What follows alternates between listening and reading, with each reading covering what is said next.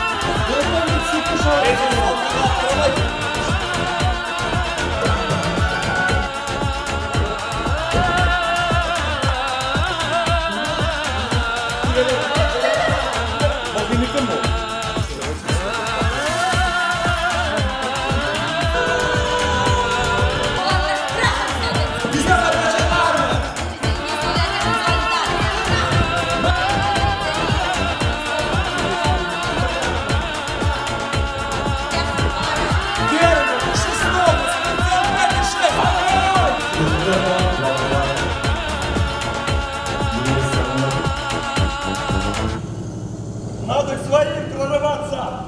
Слушай, моя команда. Приказываю всем отступать. Немецкую пехоту уничтожать пулеметами и давить гусеницами. Вперед! Нет, это